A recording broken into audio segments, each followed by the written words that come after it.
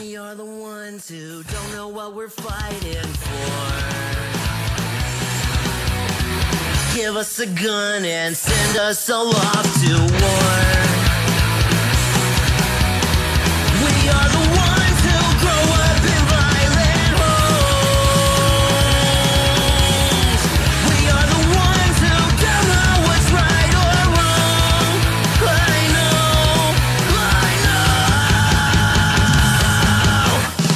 We are the ones. We are the ones. We are the ones who are born into war. We are the ones. We are the ones. We are the ones who just don't give a fuck no more. No more. We are the ones who don't know why we're losing score. Give them a badge so they could send us to the morgue. We are the ones who are scared to walk out the door. We are the ones who don't know what we're dying for. I know.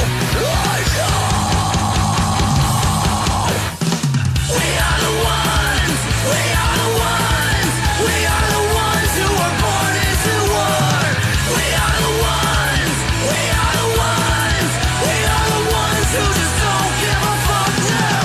We are the ones. We are the ones. We are the ones who are born into war. We are the ones. We are the ones. We are the ones who just don't give a fuck no more. No. Get off his fucking neck. That makes you know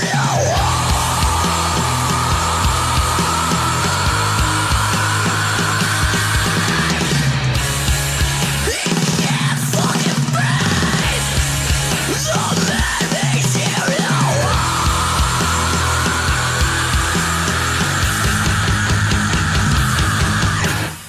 we are the ones. We are the ones. We are the ones who are born into war. We are the ones. We are the ones. We are the ones who just don't give a fuck now. We are the ones. We are the ones. We are the ones who are born into war. We are the ones. We are the ones. We are the ones who just don't give a fuck no more. No.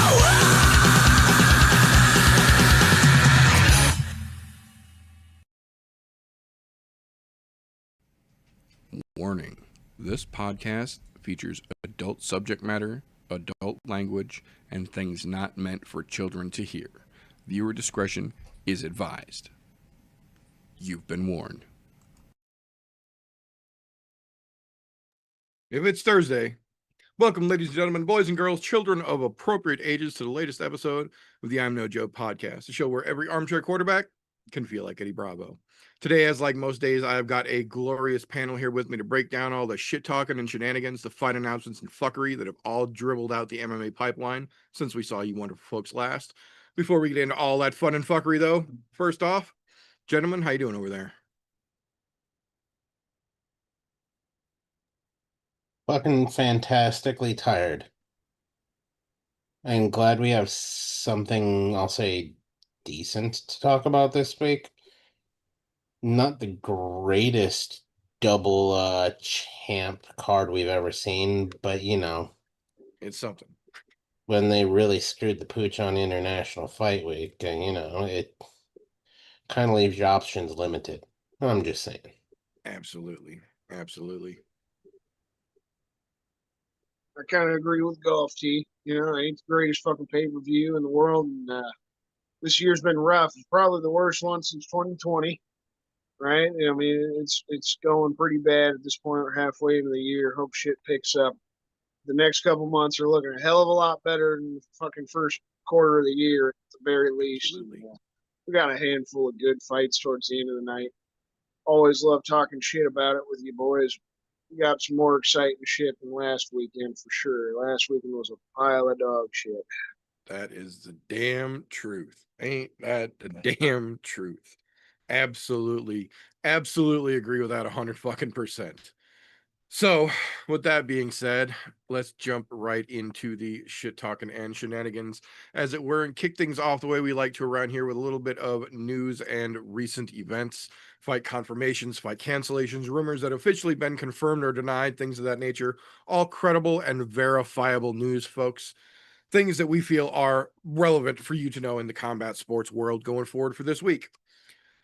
Unfortunately, though, as is more often than not the case, we start this week by talking about last week, because after we saw you wonderful folks last, boy, did the shit show get rolling, and it just kept on fucking going. Like Christian mentioned, the card last week left a lot to be desired to begin with, and then probably the most relevant point for most people, at least, the co-main event ends. They do the highlight reel, they start playing walkout music, and then they cut back to the desk so that Brandon Fitzgerald can let us know that as they were literally lining up to walk out, Macy Barber turned around and walked back to her dressing room, and then was subsequently not cleared by the medical team to compete. So the main event was lost as the main event started. Literally, they ran the fucking promo pack, they started the walkout music, then they cut the walkout music.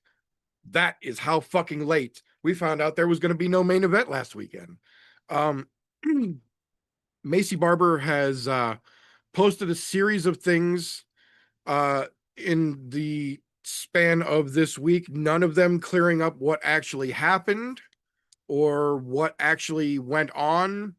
The only thing we've got of any substance whatsoever is Aaron Blanchfield going on the post-fight show last weekend saying that Sean Shelby told her Macy had a seizure backstage, and then the staff wouldn't clear her to compete after that. Macy denies that she had a seizure, but says that there was a medical issue. Won't say what the medical issue is, but makes a point to take a selfie with all of her fucking EKG scanners still on and a new bra with them titties pushed up so everybody can fucking see them. I'm gonna go out on a limb and say it probably was a seizure, and she doesn't want everybody to know it because they won't clear her. I have a feeling if it was a seizure, they're probably not going to clear her to ever fight again.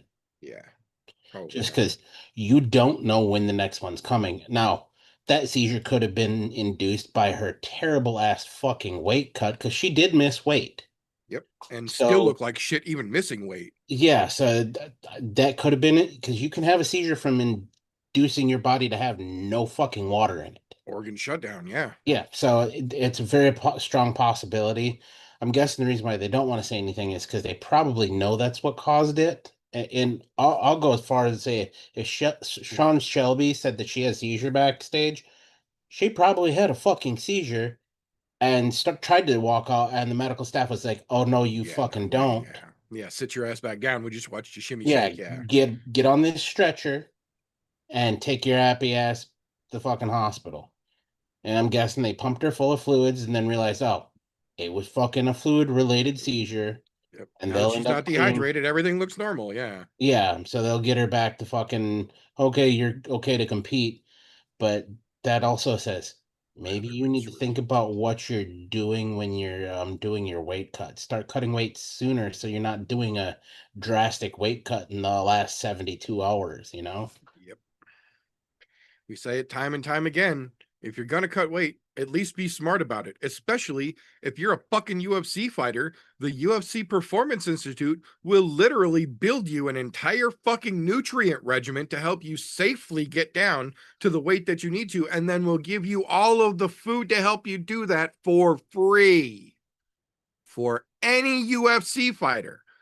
So for the fact that A, you missed fucking weight and look like shit missing weight, and then B, very well could have ended up having a seizure because of such a fucking dramatic weight cut, it's hard to feel bad. I don't wish that kind of fucking illness on anybody, but if you give it to your fucking self, you make it real hard for people to have pity for you. That being said, we do have some more fun news going forward. We got a metric fuck ton of fight announcements in the last 72 hours here, so I'm going to run down these as quick as I can possibly knock them out here. Excuse me. First one, we have got UFC Atlanta next weekend. Chris Moutinho makes his triumphant return to the UFC after an 0-2 stint. He went back to the local circuit and went 5-0 with 5 fucking finishes. And the UFC said, yeah, maybe we shouldn't have cut you just because you had 2 weird fights, even after smacking Sean O'Malley the fuck around like everyone wanted to see him do. So he comes back next weekend to make his return to the UFC against Malcolm Wellmaker, the guy that just smacked Cameron Simon around for a while. Could be interesting. Could be interesting indeed. The next one we have got here, July 12th, UFC Nashville got a very interesting fight added to it here. Gabrielle Bonfim steps in the cage to take on Stephen Wonderboy Thompson. Wonderboy made a tweet this afternoon that said, time to see if this old man still got it. He understands his place in this situation very well, and I am all fucking for it. I'll be waving my fucking Wonderboy flag the whole time that fight is going. Fuck the Bonfim brothers. That being said, the following weekend after that, the Friday after that, July 18th, Ben Rothwell will be fighting a man named Alex Simon when BKFC makes its debut in Australia. They will be main eventing that card for the debut of the BKFC Super Heavyweight title. Ben Rothwell is already the heavyweight champion. He is now going for the Super Heavyweight Championship that they are introducing over there. I'm almost afraid to find out what the limit, if they have one, for the superweight division is going to be. They already have a whole bunch of heavyweights who are cutting to make 265 at heavyweight, and even then probably shouldn't be fighting to begin with. So the fact that they're going to give dudes who can't make that 265 cut a whole division now, BKFC makes it hard to root for them sometimes. I'll put it that way. The day after the BKFC bullshit goes on, July 19th, UFC 318 down in New Orleans got a very fun fight added to it this week. Dan Ige versus Patricio Pitbull will go down in New Orleans, and that is going to be a fucking spectacular fight. I'm telling you right now, I'm fucking here for it. The next one we've got after that, August 2nd, UFC Vegas 108. Torres Finney makes his return to the UFC cage, taking on Azamat Bakoyev. Very, very potentially fun fight in that one. And then, unfortunately, the week after that, August 9th, confirmed as UFC Vegas 109, which means once we get back to the Apex at the end of the summer, we're getting at least 2 weeks in a row there. But they did put a very interesting fight on this one as well. Alex Perez stepping back into the cage, taking on Steve Erceg. Not really sure how the fuck that fight came to be, because even with his losses, I think Erceg is still mountains above fucking Perez, but they're both technically on a 2-fight losing skid, so they both very, very much need a win. I have a feeling Perez is going to get handled there, but maybe that's what the UFC wanted. Who knows? That being said, the UFC also confirmed this week, September 6th, the UFC will officially be going back across the pond to the City of Lights. UFC Fight Night Paris will be September 6th. As of right now, no fights announced, just a confirmation that it will be a fight night in Paris. Once again, not a pay-per-view, because UFC is going to UFC. The following week after UFC Paris, though, we found out last weekend, will now officially be UFC Noche 3 taking place in San Antonio, Texas, no longer in Guadalajara, Mexico, because they found out apparently just recently that the stadium they were planning to hold this in Guadalajara will not be finished by September. Kind of strange how when it happens in Mexico, Dana brings the show back to the USA. But when this happened on the very first Fight Island in 2020 and the stadium in Abu Dhabi wasn't ready, they just moved it to a different fucking venue and kept it in Abu Dhabi. But, you know, UFC is going to UFC. Follow that money trail. Yeah, exactly. Last couple to round this out here real quick. Former Bellator and PFL title challenger Alexander Chablis has officially been handed a 6-month 6-month suspension sentence from USADA, who is now running PFL's drug testing regimen, testing positive for EPO back in March in an out of competition sample. Strangely, though, they decided to give him a 6-month suspension because they did not believe he intentionally took EPO and provided information on the person who did give him the EPO. So it sounds like he got caught and he fucking snitched on his buddy, because how the fuck do you get EPO injected in your ass and not know you're getting EPO injected in your ass? Either you are the least health conscious minded fighter in the existence of prize fighting, or you're a fucking liar, and I'm willing to bet it's the latter.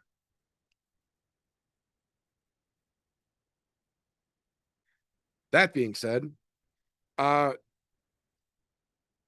it's never necessarily a fun thing to talk about, but I do feel that it is an important thing when a fighter decides that they are going to hang him up and they are still able to tie their own shoes and sign their own name legibly. I would always rather applaud that, regardless of the circumstance leading to it, than the alternative here. We have seen far too many fighters go on far too late into their lives and then suffer health-wise for the rest of their days as a result of that. We got official confirmation this afternoon. Vasily Lomachenko has officially decided to retire from boxing at the age of 37. He leaves with a record of 18-3, with having some of the most high-profile boxing matches of the last decade, his name having been attached to. So, like I said, it's never a fun thing, but it always is an important thing that we give credit to fighters who have the foresight to hang them up while they are still the ones making that choice. So, tip of the cap to Loma. He put on some fucking spectacular matches. If you've never seen any of his matches, I highly encourage you to go look one or two up after the show's over. You won't be disappointed, I can tell you that now. Last one I've got here for this week. We got word yesterday the UFC has officially been hit with not one, but 2 brand new class action lawsuits from former fighters. The first one being head up by former UFC and PFL and Bellator fighter Phil Davis, an American Olympian, not seeking any financial gains. They want $0. This lawsuit is specifically to end the UFC's contract writing and language used in negotiation with fighters. Phil Davis is suing the UFC to break their contracts going forward for other people. 0 monetary claims in this lawsuit, people. This is not for fun or attention. This is the one that needs to be fucking pushed. The other one that is going after financial obligation, as well as the language that the first class action as lawsuit is going over, is being head up by Misha Serkinov, a name who old school heads will recognize spent more than a few fucking years helping carry water for the UFC and kind of got shit on at the end of his fucking run for it. He is asking for some fucking money, but also to changes in the contract, because apparently the UFC still has him on the fucking leash with one more on his fucking thing and won't fucking do anything with him. So he's done playing fucking ball as well. These are the 2 important pushing points here. The first 2 class action lawsuits started to push for. The first one got settled. The second one seems to be settled. We'll see. It's unofficial at this point, but it looks like neither one of those are going to get any language changes. Those are both potentially just getting financial payouts. These are the ones that are going to break the UFC's bullshit contracts, that are going to end the sunset clauses, that are going to end the arbitration rules.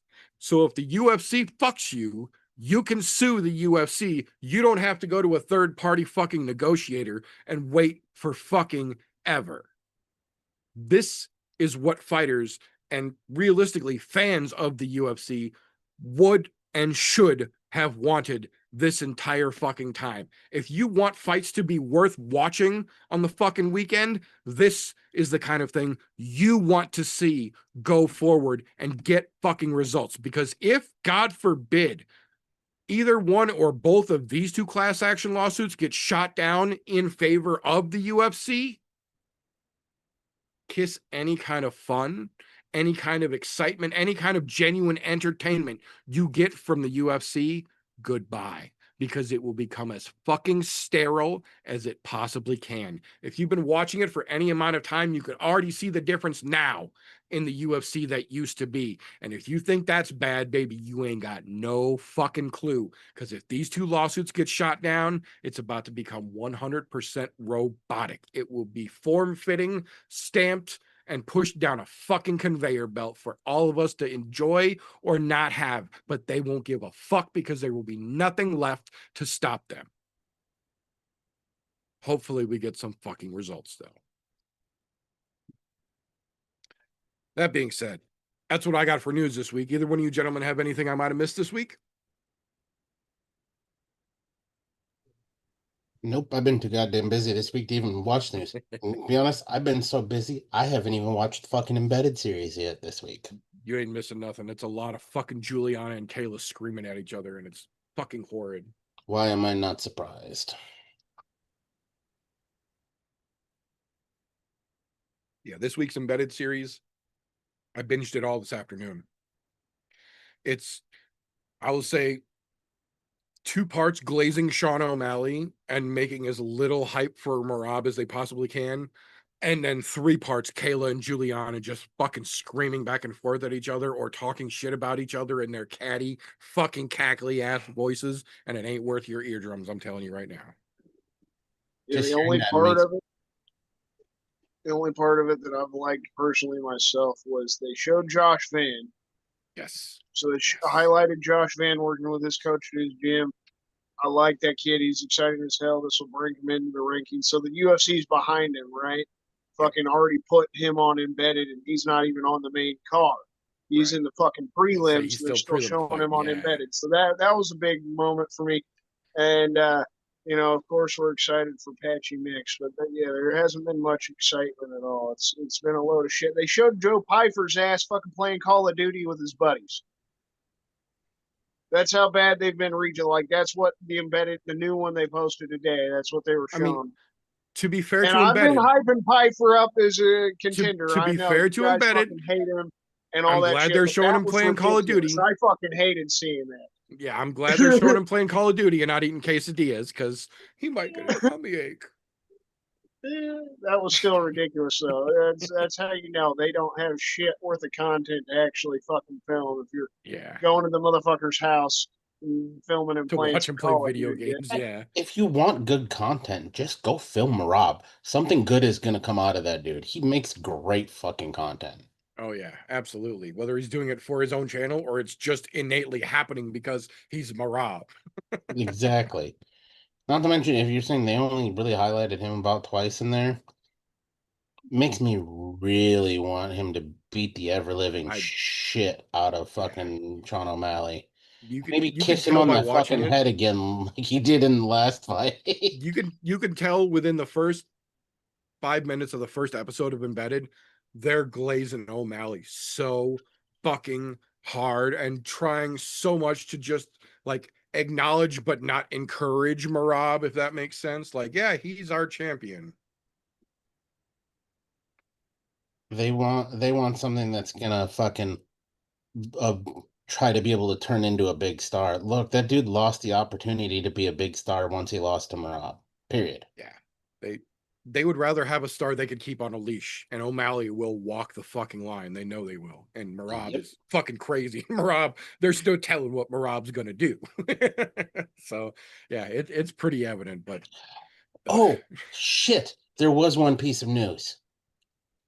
And it's only because I watched it, was the interview with Tom fucking Aspinall, where he officially announced John Jones's fucking retirement. If you haven't watched that interview, you need to go watch it. It was with DC and Chael Sonnen. Yeah. And that was one of the greatest fucking interviews I think those two have ever managed to put together. And it Right. was all because Tom Aspinall carried those motherfuckers. Chael was great by Absolutely himself, but agree. you had DC in it and totally fucks it. Yeah. But Tom carried the both of them sons of bitches the whole way through that, and he was fucking glorious. That dude, he can fucking work the mic when he needs to. Yes, he can. That man is what the UFC needs. Absolutely.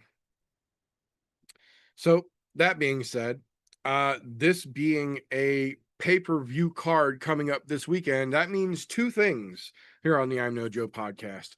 One, we're going to have a pit this evening, and correspondingly, Saturday, an hour before the pay-per-view starts, you'll have a pregame show with myself and Flintlock. The other half of that, if we're going to have a pregame show, that means we've got to have ourselves a casual corner. And if we've got to have ourselves a casual corner, this guy's got to pop back on here. How you doing, homie? Not too bad. How you doing? Not too fucking shabby. So people love it. People want it. People are going to get it. Casual corner's back. Here we go. 2 title fights. Co-main event, main event. Co-main event. Kayla Harrison, Juliana Pena. Kenya. Okay. Main event, rematch time. Marab versus Sean O'Malley. I'm gonna play the devil's advocate here. I'm gonna take O'Malley. Interesting. Interesting indeed. All right. Well, thank you very much for your time, sir. We will see you again Saturday. Have a good one, guys. All right. With that being said, that'll bring us to the point. If you've been watching combat sports as long as some of us have been watching combat sports, then you pretty much know what you like to watch and when it comes on and how you need to watch it. And you start to develop a set of blinders, if you will, start to lose the punchykicky forest for the hiya trees, if you will. Luckily for us here on the show, we've got ourselves a bona fide young person that's out there ever so vigilantly and ever so diligently and delicately fingering the pulse of the MMA world to help keep us abreast of all the names that are going to be names before they are names in a little segment that we call Slows, Cans, and Contenders. Appreciate you, brother. I liked fucking Flintlock's picks there. But at the same time, I wish he would have broke them down just a little bit and gave us the reasoning on why he's taking O'Malley. Yeah, Benny's for whatever reason kind of leaning towards him as an underdog this week too. And I think it's hilarious. I've leaned off the train. I just know 9 months later, I don't think anything's gonna be different with that. But leaning into my segment here, we always start with the trash. You got to take that shit out. You got to get your chores done. Get this out of the way. We've got a good little bit that we're going to throw in the trash here. Jekka Sarigi, I I think that fight's still on. I haven't double checked. Jekka Sarigi versus Ju Sang Yu. I think that fight's still on. So I'm gonna throw Sarigi in the garbage. It's kind of sad because there's very few fighters from India in the UFC. He's 1-2 at this point. He's shown he's kind of got a weak chin. I don't know if he's got a bright future after this. So I'm just going to throw that one in the trash there. You got a couple of ladies here that's pretty obvious. Ariane Lipsky, she's been really back and forth her whole UFC career. And I think this is kind of just a layup for the younger Kong Wong. She's been fairly exciting since she's got in the UFC. She did take that loss to Fernandez, but getting subbed, you know, is what it is. She's more of a striker. You work on your overall game and shit. And she could be something down the road. So Kong Wong's one of those contenders on the other side, but I think Lipsky, you got to throw her in the trash, even though she's not that old. She's only 31, 17-10 records, not great, 6-7 in the UFC. She's just never been anything special. And then the other lady I'm throwing in the trash there is obviously the one in the co-main event. Somehow the motherfucking champion. The judges really just gave us a wonderful gift, in that fight last year, right? Fucking God, it was horrible. It was a horrible fight, but Raquel Pennington won the fucking fight. She should be the one taking this ass whooping this weekend.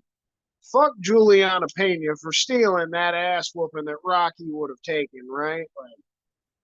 She doesn't deserve the ass whooping, but she's gonna get it anyways. You got to throw her in the fucking trash. She's been horrible. She got lucky against Amanda, fucking couple of years ago. Amanda was coming off of dealing with COVID, and pretty much Juliana's tough as shit. That's the best thing you can give her. She was tough enough to take an ass whooping long enough to make Amanda tired, but then sync up a submission and get a lucky win the first time around, then got her ass whooped beyond belief in the second go around. Got lucky again. So I think she's going to take another ass whooping, and then hopefully we get some fun shit if Amanda actually comes back. Fight as a whole, I got to throw in the trash here. The main guy I'm throwing in the trash is Waldo Cortez Acosta. Because I think Sergey Spivak has some potential at heavyweight still. There's very few heavyweights that are actually really worth a damn, you could say. Spivak has shown some fun potential. He is get or get got. He's a grappler more than anything, but he does go out there and finish fights. He has been fun in most of them. He gets finished or he finishes dudes. I think the fight as a whole is going to be pretty shit because of how Costa tries to fight. He's not really a grappler, but he's a dude that tries to work guys up against the fence and fucking work the clinch. He got himself a nice little lucky knockout against Ryan Spann. Ryan Spann's one of those guys. He's shown he's got kind of a weak chin, moved up to heavyweight, makes the dude look good. Now he's getting a ranked opponent here. I think Spivak's going to get the win. Might be one of those walrus slap fights, real ugly, heavyweighty fights. So I'm throwing it in the trash as a whole. Costa's the one that I really want to throw in the trash, even if the dude's 6-1 in the UFC and the UFC's actually trying to work him up. Brinson Ribeiro, another dude. He's young. There's not a lot going on in light heavyweight either, but this dude is trash. In all honesty, he's shown that he's trash. He got knocked out early in the career by Miang Zhang. He's technically won his last couple, a splitty back in November and won a submission back in March. But in all honesty, I don't think the dude's worth much of a damn. Murshakanov's undefeated. The guy is on the older side, but he's got some knockout power. He's only had the one decision against Dustin Jacoby in his career. I think Murshakhanov takes this one fairly easy. Throw fucking Ribeiro in the trash. The last two dudes I got to throw in the trash, man. Kelvin Gastelum. He's been in some good fights. The dude's shown some toughness, right? He's never been finished. But he's been a fat ass his whole career. He's never really been in shape. He's missed weight countless times. Had to pull out of fights to injuries countless times. I wouldn't be surprised if we wind up missing this fucking fight tomorrow. No different than we missed it the other fucking month when Pfeiffer got sick. Wouldn't be surprised if Gastelum misses weight. I'm sure Pfeiffer's ass will still take the fight even if he misses weight big time because he'll just want the extra money. He'll be like, hey, give me his fucking money. He'll still take it on. Pfeiffer is either going to fuck him up or he's going to get tired and Gastelum's going to get the boring decision. That fight as a whole is probably shit and you can throw it in the trash.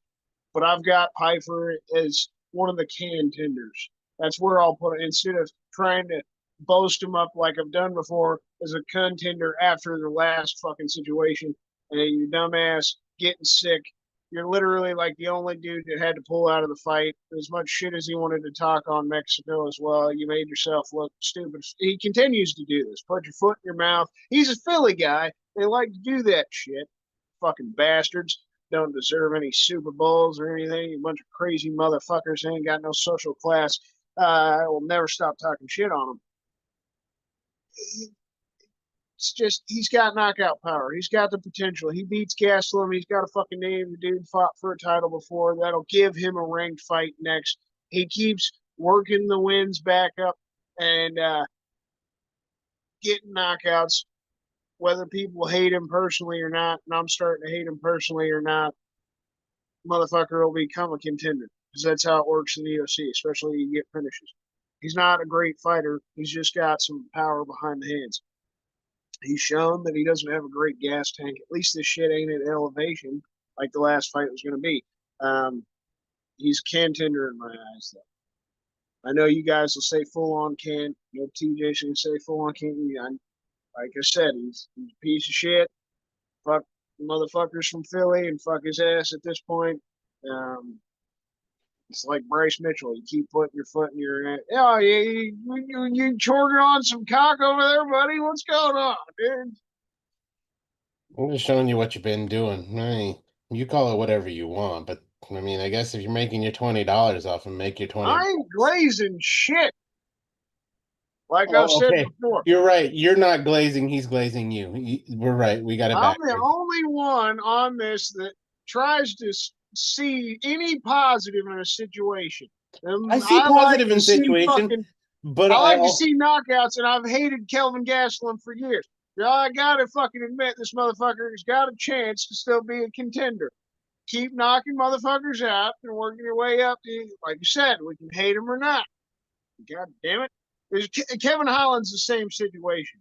He's like, I could put Chaos Williams in the contender spot as well, but I don't think Chaos Williams has any true potential to ever be a contender, especially after the loss he had to Gabriel Bonfim.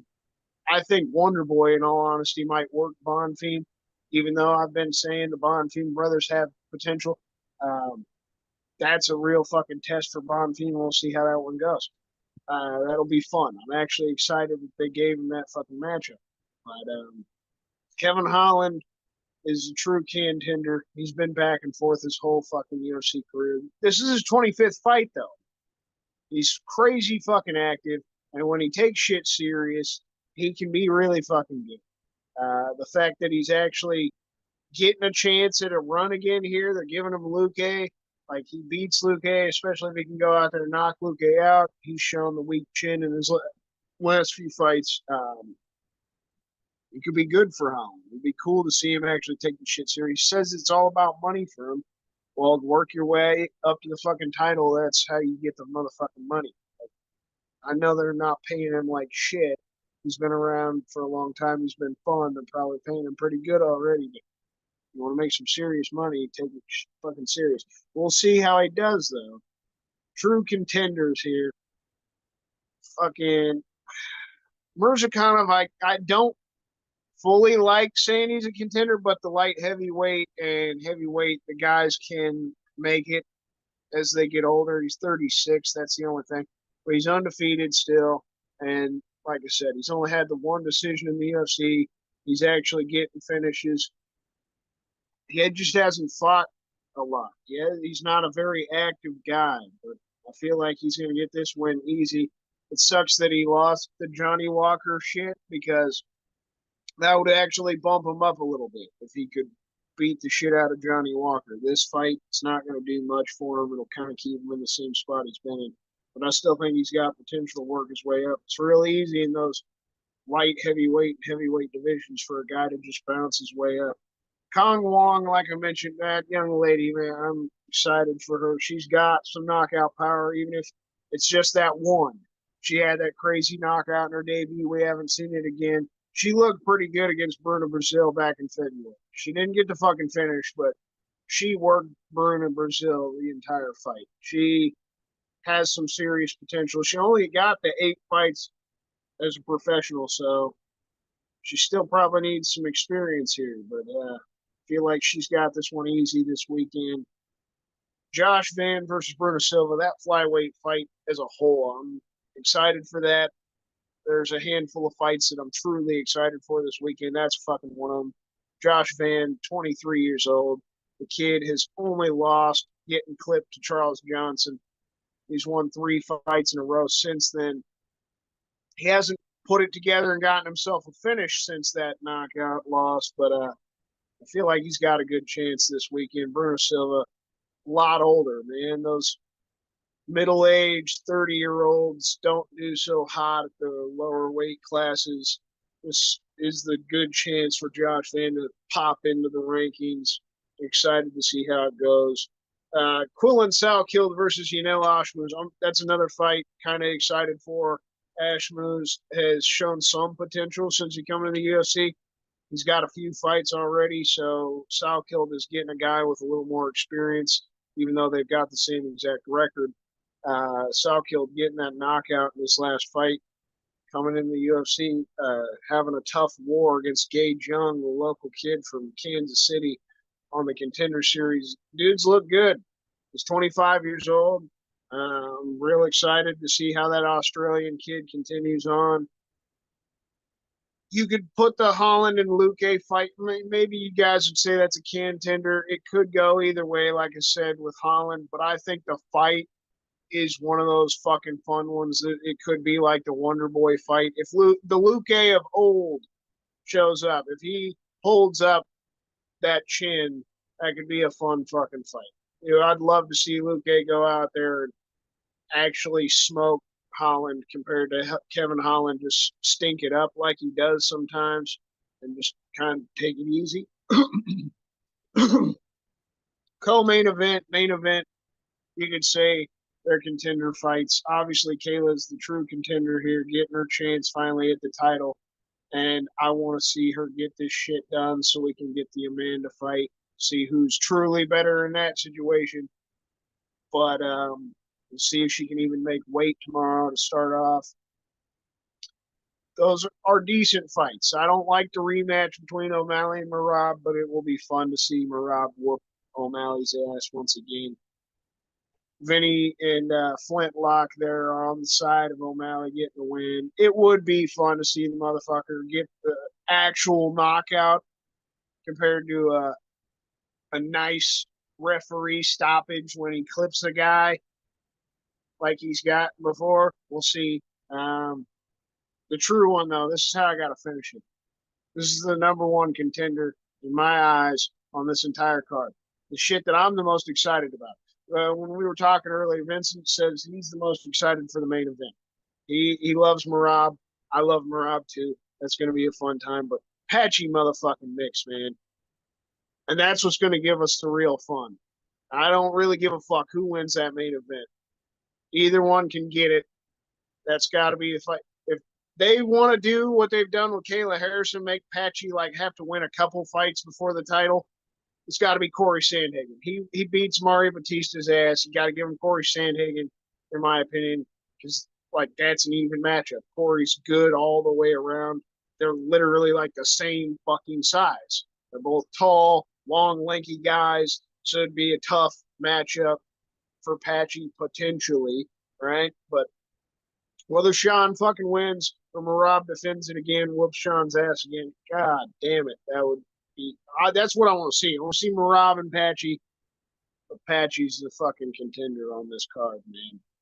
It's so badass that the PFL finally gave him his freedom instead of continuing to fuck around.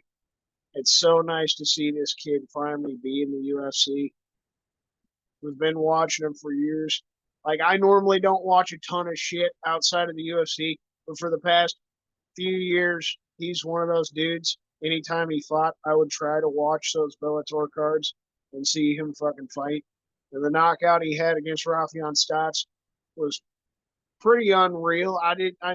That's his only knockout of his career. Like, that was crazy. But also what he did to Sergio Pettis, pretty impressive. The dude has got insane fucking grappling, like locking down Sergio's fucking arm with his fucking leg to then choke the motherfucker out. So yeah, it's just unreal some of the shit we've seen him do. Not just that, but in that same fight, like he hopped on Sergio's back, and I remember motherfucker had the thought process to be like, "Hey, let me jump off the fucking cage here to throw him in the middle to set that whole situation up in the first place where he worked in the choke." Patchy is fucking clever, man. And he's got some charisma. He's not bad on the mic either. I think this could be exciting as fuck. That's the big one. He wins in spectacular fashion. The UFC needs to do the smart thing and give that boy the next shot.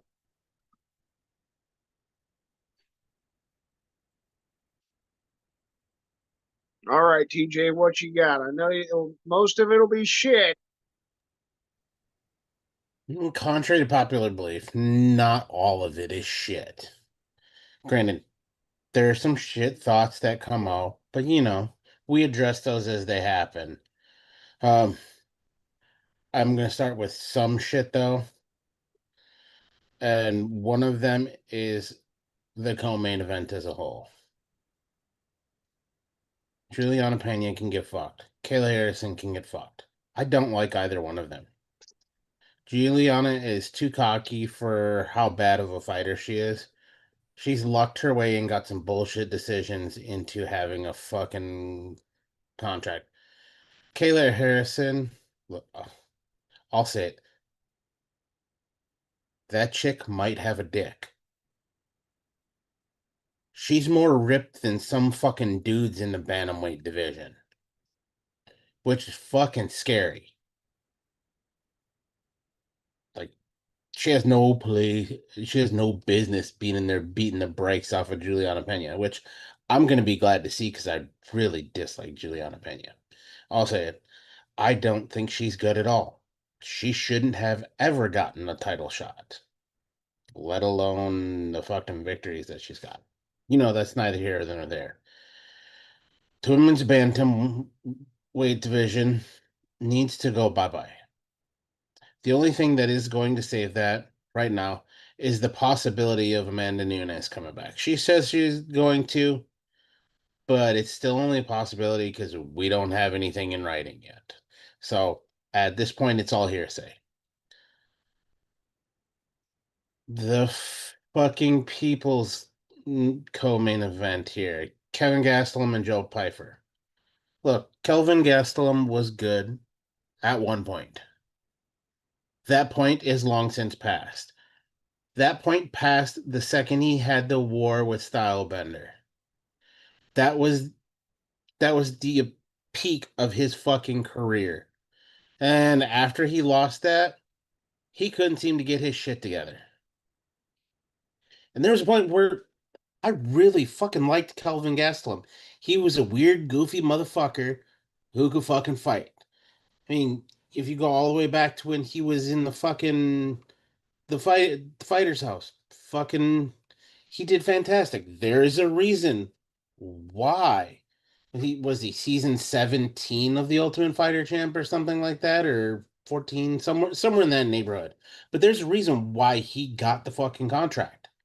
He's a fantastic fucking fighter up until the war with Stylebender. I think that broke him mentally, which is sad to see that a fighter that was that good. And to be honest, he's still a good fighter. He's just not at the level to be in the UFC.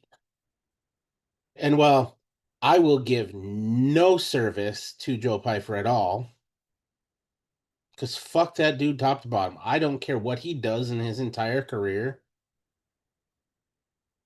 The best thing that could possibly happen is that he gets two broken legs in the same fight, both bones stick out of both legs, and we never have to watch him fight again. I don't think I had to die. I'm past the telling people to jump in front of buses thing. But I would like permanent ban from the sport to be on the table. I am very excited about I will say there's a couple of fighters individually on here that I'm excited to watch. One of them is going to be Quinlan Salkeld. Came out fucking in the first minute KO of his fucking UFC debut. I want to see what else he has to offer. I'm not gonna get fucking hyped about him, throw him on a hype train or anything yet. But when you walk out in your first fight in the UFC and knock somebody clean the fuck out in under a minute, those are generally the people we see have a really good solid career in the UFC. Not very many of them get that fucking blow and be gone, you know? Unfortunately, you just got tossed up as the next and sacrificial lamb. And good thing you're from Israel because at least you can eat lamb. Um And who else did I want to add to this list? Wang Kong, I want to see how she comes back after her loss. So there's some still excitement there. We've seen what she's capable of. Now it's has she closed up some of the holes in her game. As a whole, another fight can go in the trash. Chaos Williams, Andres Gustafsson. That whole fight, absolute dog shit. I'd say dog water, but I'd rather drink dog water than fucking watch that dog shit. Uh, Joshua Van is at the top of my contender list. At the absolute fucking top. And I'm glad he's finally starting to get some top tier fucking fights. Getting a fight with Bruno Silva, that is a good solid way to push for that next top 10. Because I think with Bruno Silva is what ranked 12th, 13th, somewhere in there. Between 11th, 13th, I don't remember. But it doesn't really matter at this point. But it's a good step up in competition for him. And there is nobody better in the UFC at working the body than Joshua Van. I fucking love that dude.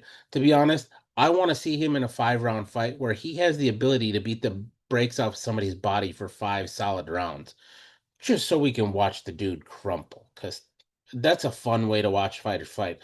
Unfortunately, it beating the body does work a little bit in a 3-round fight, but not as good as it does in a 5-round fight. There's a reason why, like in boxing, you see a lot of guys who work the body because they've got 12, 16 rounds, whatever the fuck it is they're doing for 2-minute rounds.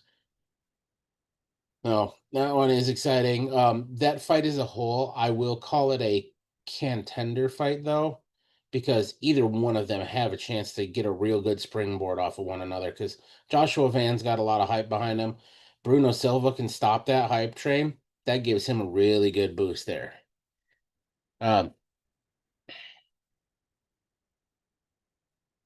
Another fight that I will say is contender worthy is going to be the Vicente Luque and Kevin Holland. You said it earlier. We know what Kevin Holland's capable of. We know what Vicente Luque is capable of, even though they're both at the end of their career. I think for either one of them, this fight is can I get one last push towards a title shot? Might not be a big push, but it's a push. So yeah, there's some contenders there. Contender fight is all Mario Batista and Patchy Mix. I'm excited to see where Patchy Mix goes coming into the UFC. And Mario Batista, that's a tall task to take on Patchy Mix coming in as the new guy. Patchy Mix he isn't getting thrown a lob pitch there either.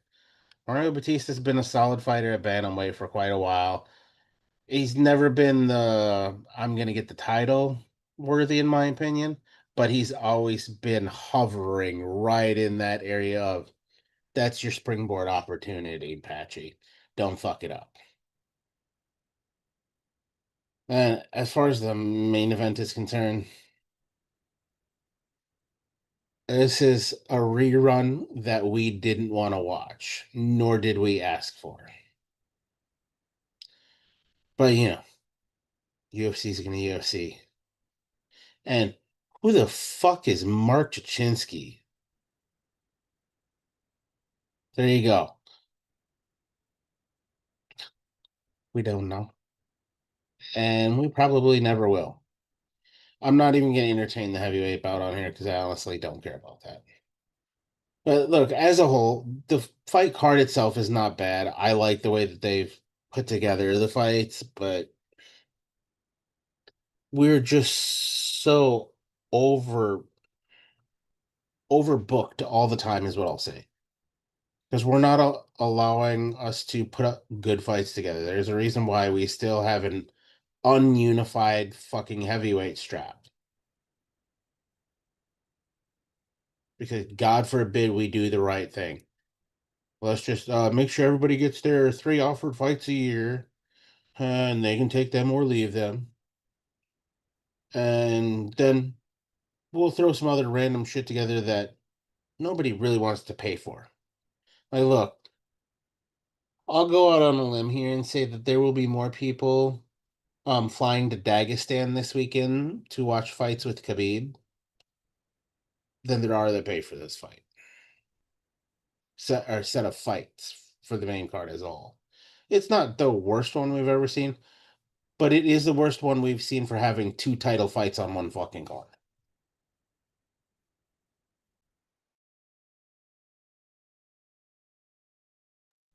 Yeah, I can't say it's the worst pay-per-view of the year. We had some shit pay-per-views to open 2025 from the UFC, but it's definitely not the fucking best by any stretch of the imagination. Like this is one of those pay-per-views that if a buddy of mine messages me, I'll tell him to go to Buffalo Wild Wings. Don't give them $90 for this card. The 2 titles at the top of this card, neither one should be fought for by the people fighting for it. Neither one of the challengers should be in here. In the co-main event's case, the fucking champion shouldn't be the champion. So that's all kinds of bullshit. But in no way, shape, or form is this a $90 pay-per-view, period. There are some interesting fights on it. Absolutely. The fucking Josh Van versus Bruno Silva fight, fucking spectacular. Skilad, however the fuck Quinlan says his last name. Great fucking match. I know that Lipsky is a sacrificial fucking lamb here, but I'm still interested in the fucking fight with her and Song Wang. I still think that has potential to be fun as long as it lasts. But there's no fucking reason that Chaos Williams Andreas Gustafsson fight needs to be on here. The fucking Jakar Saragi fight doesn't need to be on the pay-per-view. Marderos was supposed to fight fucking Belagioki last weekend. We saw what Belagioki did. He was clearly fucking ready. Is Madero really going to be ready after a week of quote-unquote medical issues? Cholinsky's undefeated. He might be a nobody, but he's also undefeated. And Maderos has had a week, allegedly, of being sick. Could be fun. Doesn't need to be on a fucking pay-per-view, though. Doesn't need to be opening a pay-per-view fucking prelim card, early prelim card. Like, there are a lot more fight night caliber or like contractual obligation style fights on this pay-per-view card than there should be. I'm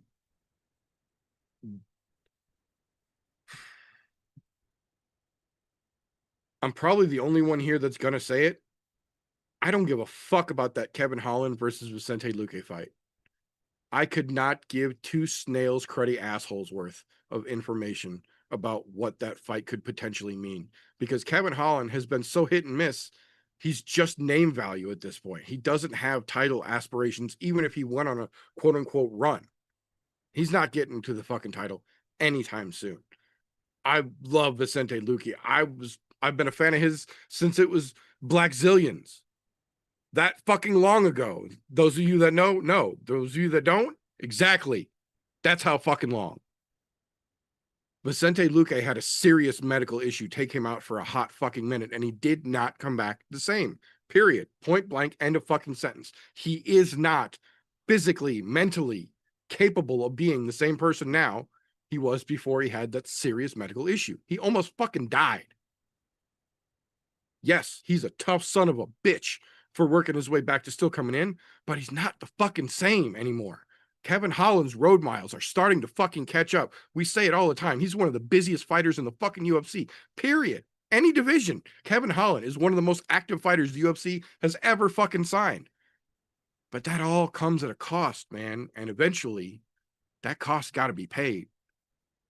They're both just a couple fucking customers from the cashier at this point in terms of career-wise. Like, I love both of these dudes. They both had great careers, but this is a fight that should have happened 4 fucking years ago if they were going to make it, have it mean something. Right now, this is the equivalent of Cowboy versus Connor. It might be flashy because of the names involved, but the fight's going to be shit. I'm calling it, man. The fight's going to be shit, and it's going to be hard to watch for those of us who have been rooting for these guys as long as some of us have. But these guys are at the end, man. This fight could have been fun 4 years ago, god damn it. We got a co-main event that doesn't make any fucking sense. Juliana Pena did not beat Raquel Pennington. Full stop. Go look at all the fucking media scorecards turned in. Go look at any fucking forum. Go look at any post on the UFC's fucking social media on that fight. She didn't win that fucking fight by any criteria.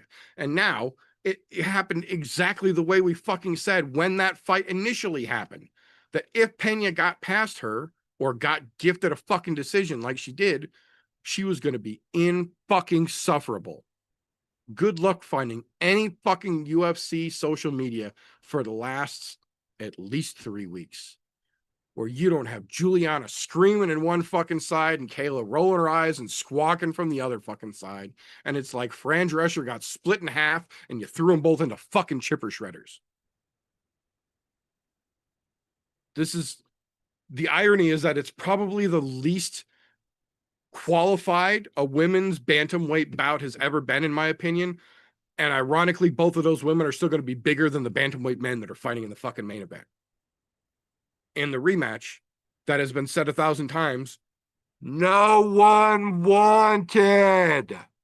Merab held that man down and fucking kissed him.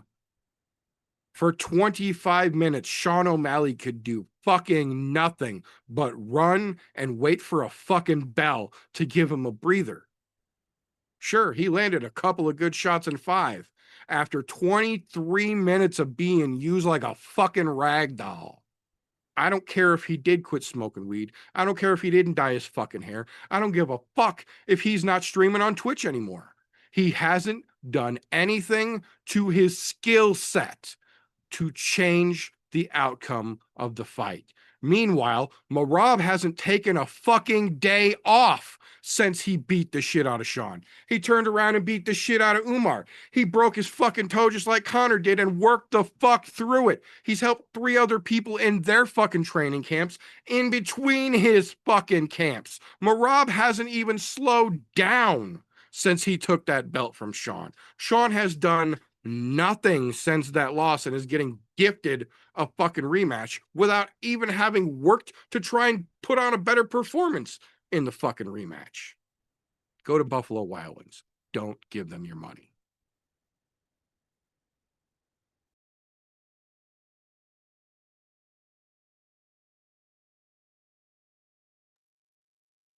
Definitely can't disagree with how you finish that off there, brother.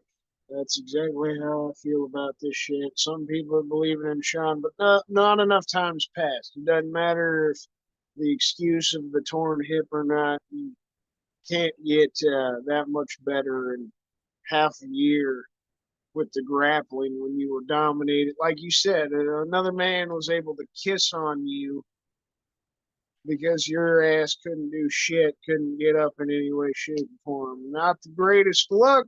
I don't think it's going to look any better this time around. He might pull what that one young kid from Octagon pulled the other month. You know, he might get a little hump on in this one. You know, let's see how it goes. He said it like Rob's been saying it leading up to this fight. It might get a little sexier, you know, this time around. Who knows? Appreciate you, boys. Thank you very much, sir. Always appreciated. So that will bring us to the point in the show. If you've been watching for a while, you'll know we only have one segment that does actually require its own individual disclaimer. If you will, please.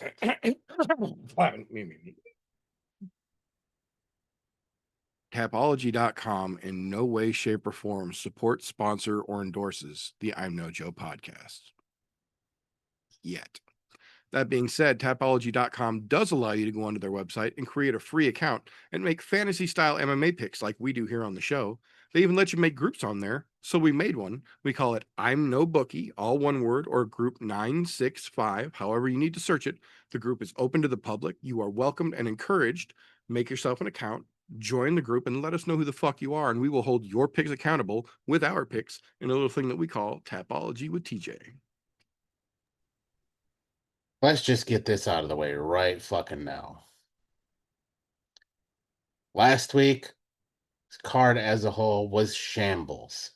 Nothing went the way anybody fucking expected. I don't care who you are. Unless you were fucking had a lucky fucking rabbit's foot up your ass. And guess who had the lucky rabbit's foot up their ass last week in the group? That would be Donna.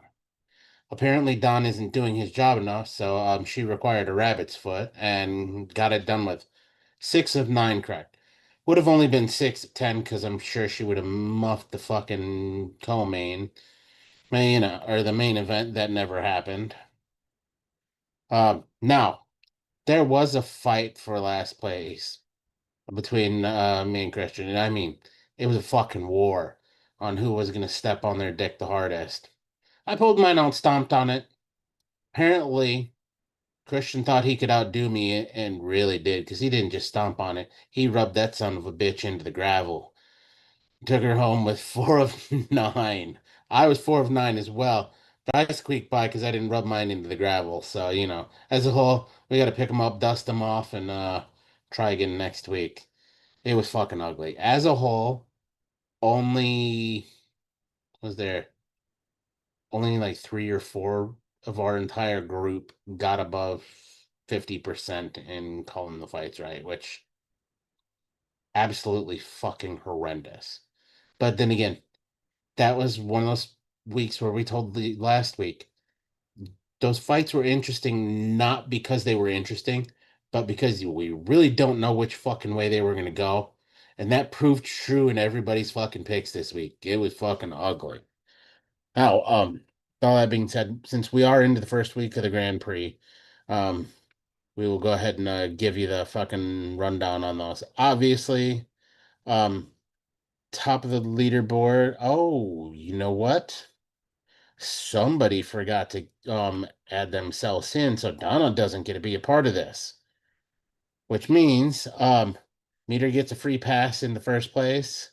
Don, right behind him, at 330 points. Vindog's sitting in the 3 spot, and then me and Christian coming up in the 4 and 5 spot, respectively. It's a lot of time, but man, with the way that fucking week started, I don't even know if I want to put picks in this weekend because shit, that was the worst we've done in a long time as a group as a whole. Now, for those of you all wondering what the fuck are we even talking about, we're talking about Tapology. Tapology is free. You can make a free account. We know you like free things. Otherwise, you wouldn't be watching us or listening to us for free. I mean, that is unless you are part of the Patreon program, which there's a link down below for. Helps us do what we do. If you want to join, please do so.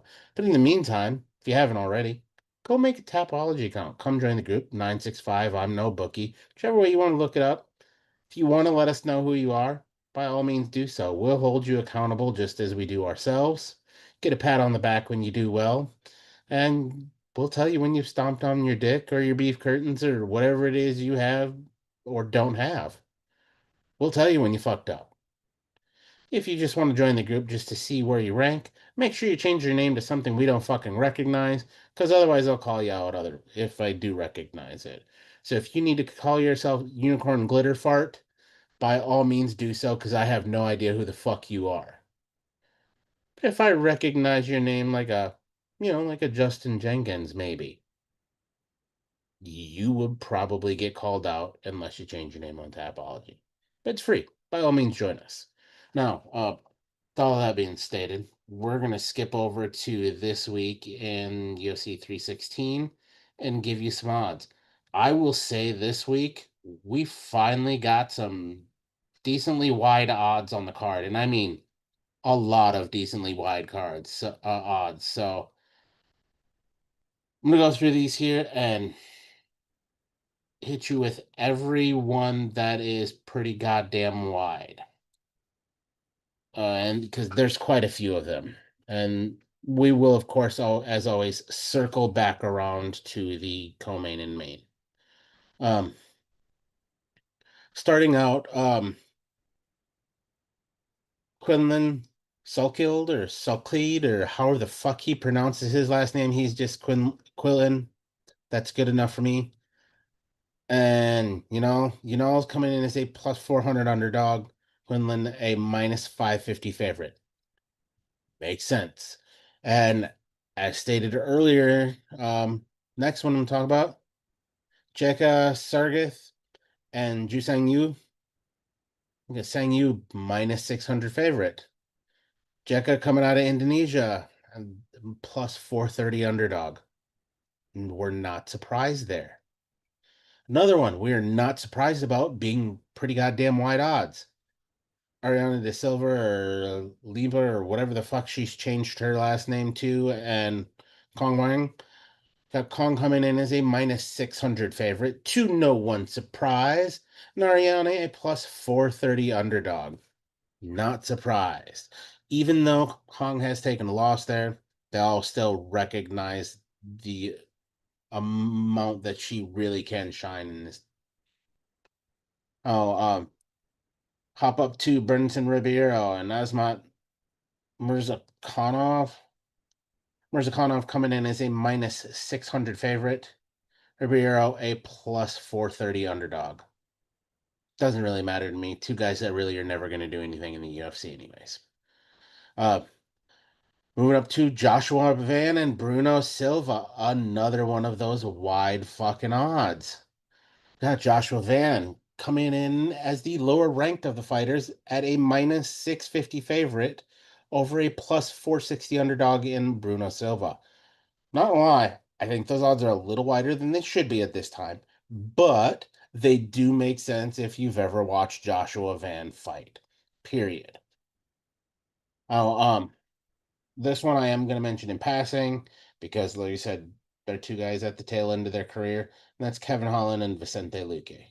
Kevin Holland is getting the nod as a favorite here at a minus 280 over Luque in a plus 230. I really think they should have made this way more of a coin flip because it always depends which fucking Kevin Holland shows up. And even Kevin Holland will tell you it depends on which Kevin Holland shows up. As much as I didn't want to talk about this, I have to. Joe Pfeiffer and Kelvin Gastelum. Gastelum coming in as a plus 310, Pfeiffer minus 400. Moving the fuck on because nobody cares about them. The co-main event that should have never been. Pena plus 550 underdog to a minus 800 favorite in Kayla Harrison. Kayla, the largest fucking favorite on the card. Now for the main event, which also should never have happened a second time. Mrob still coming in as the favorite at a minus 270. Sean coming in as a plus 220. Obviously, they didn't watch the last fight. Otherwise, they would know that those odds should be a lot wider than what they are right now. But apparently, watching you stream video games gives you enough street cred to where your odds aren't as wide. Fuck you, odds makers. Get your shit together. We all know better. Now, for those of you who are looking to make some money, this fight, there are a couple of those ones where I go, I think the odds are a little wider than they should be or not wide enough. You can make some bets if you want to. But that's all I got for this week. Hopefully, these fights turn out much better than what I anticipate.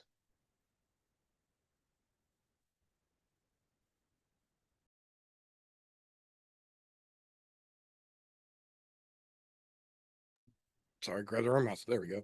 Thank you very much, sir. Much appreciated.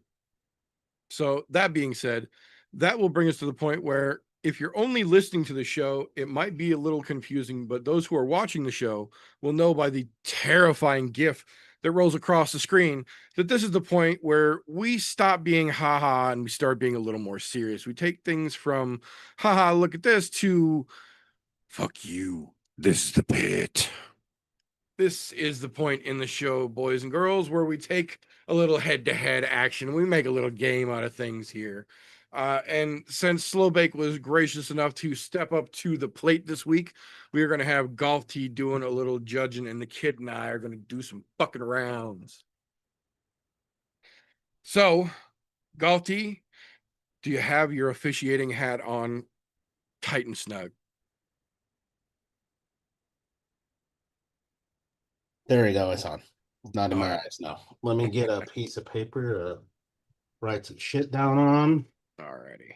Looks like you're getting the back of a St. John's Ministries trying to get money from me letterhead. That worked fabulously today. Sounds like a better use than sending it back to him with dog shit like I would have. Yeah, I use it as fire starter in the backyard. It works great. There you go. Interesting.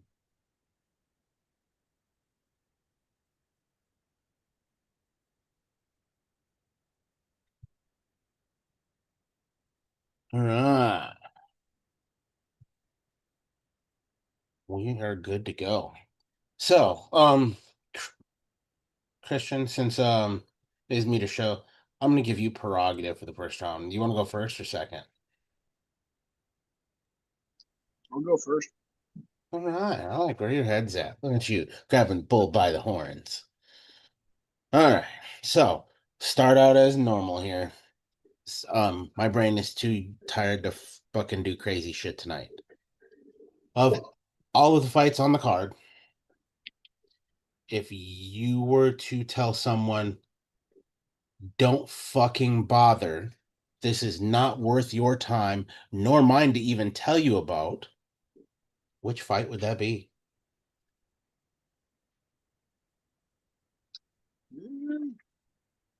I would say there's a couple of them you could pick out, but I'm going to go ahead and throw out that Jekka Sarigi versus Ju Sang Yu fight. Yu is coming in undefeated, but he's only got a few finishes in the career.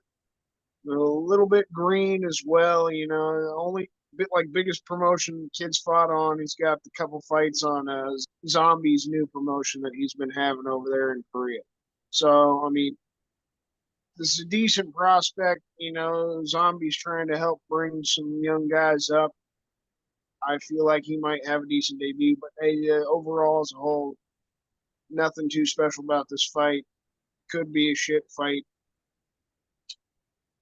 Definitely Sarigi coming into the UFC has looked pretty fucking bad here. So if the Korean kid is a little green and doesn't have that ability to come in, make a nice debut, this is going to be one of those everybody should steer away from.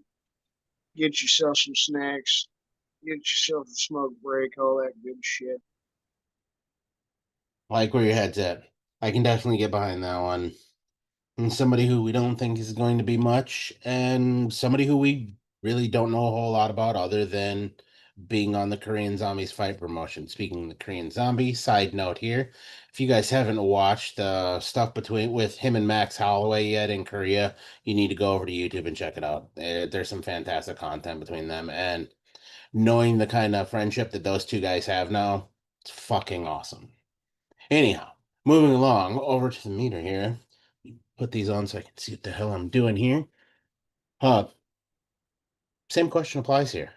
Of all of the fights on the card, which one is not worth your time? Would you rather go jack off in a 100-degree toilet in the middle of the Sahara Desert than watch or to tell, even bother telling someone about?